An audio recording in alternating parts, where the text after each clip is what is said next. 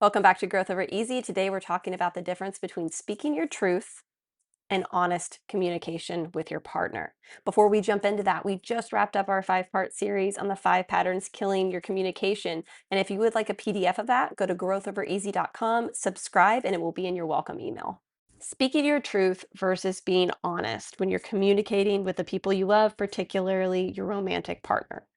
Now, the reason I have this beef with speaking your truth is it's absolute.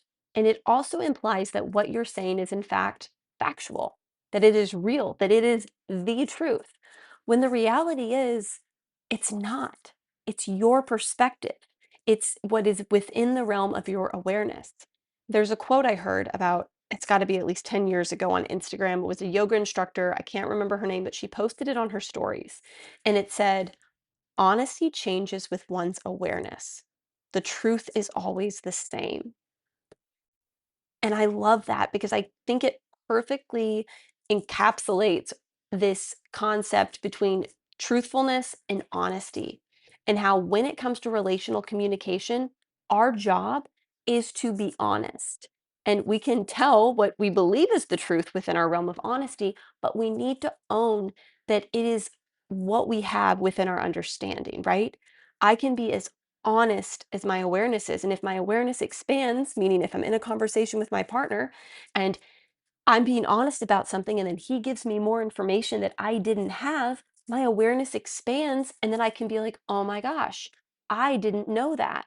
And we can repair and come back together.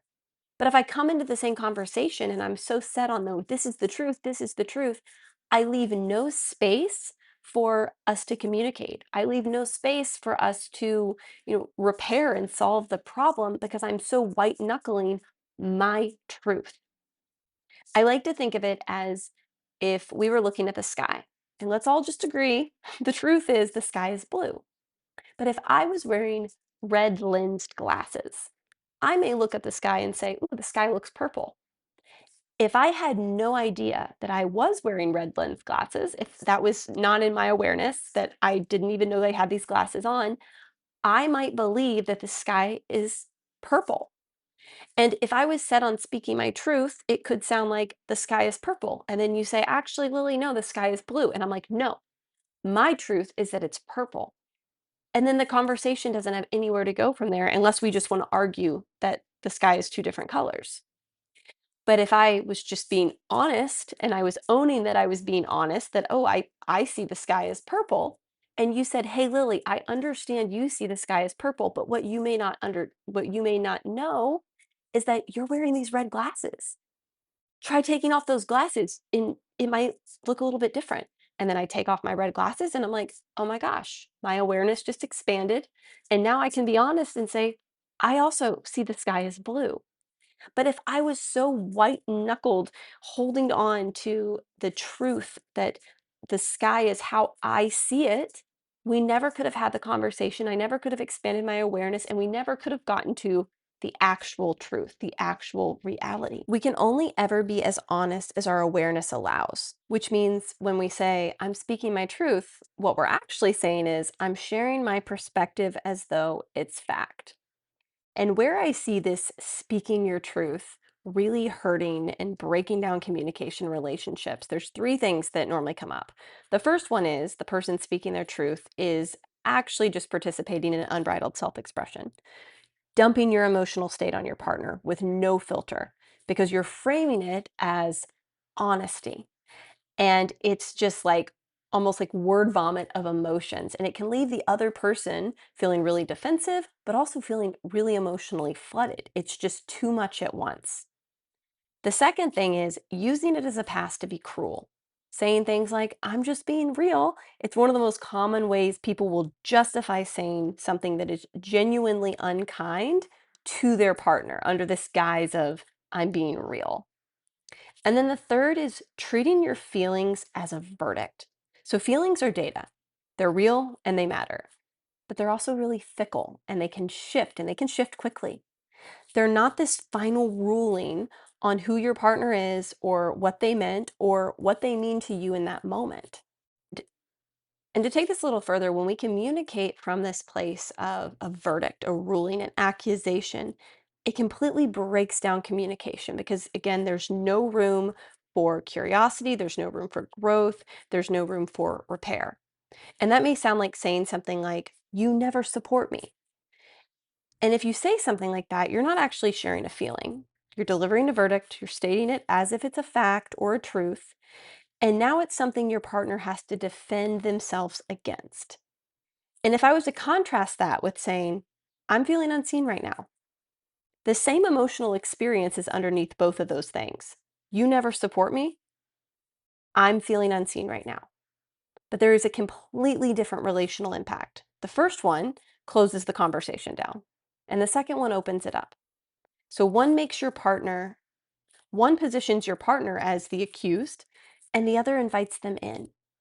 And here's the thing, owning your perspective doesn't make you weaker in the conversation. It actually makes you more credible because you're not overclaiming, you're not asking your partner to accept your interpretation as the reality. You're just telling them what's real for you right now in this moment. So, how do we own our perspective? What does that sound like in real language? It's a very subtle shift, but it can sound like instead of saying something to your partner like, "You've been distant," do you hear the accusation in that? Instead, saying, "I'm feeling disconnected." Instead of saying to your partner, "You don't care about my feelings," again, a verdict, an accusation, you say, "I need more reassurance than I'm getting." Did you hear the request in there?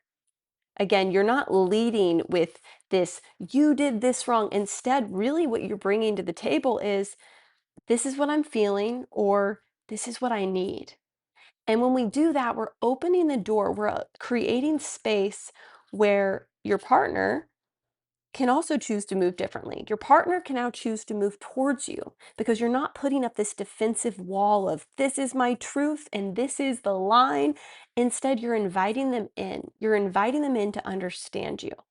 And that's what makes repair possible. There's a concept called the feedback wheel created by Terry Real.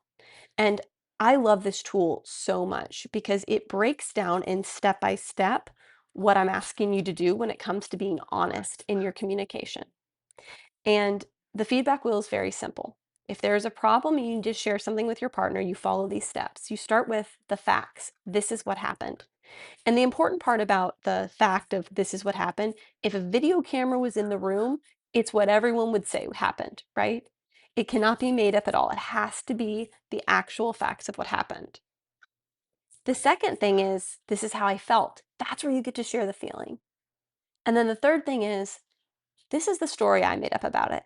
And that's where you get to share your perspective and you own it as, this is the experience going on inside of me. This is my story. It's not a verdict. It's not a ruling. It's not an accusation. It's you taking ownership of your perspective. And then I would argue the most important part, the last step is, this is what I would like, or this is what I would need to move forward. And that's where you share a solution. You give an action. Maybe it's, "I really would like an apology because that hurt my feelings," or it's, "I would really appreciate it if you did this next time instead," or, "I'd really appreciate it that, if you see that I'm really upset, instead of trying to talk to me about it, would you just give me a hug? That would be really supportive for me." So it's sharing what you need to move forward.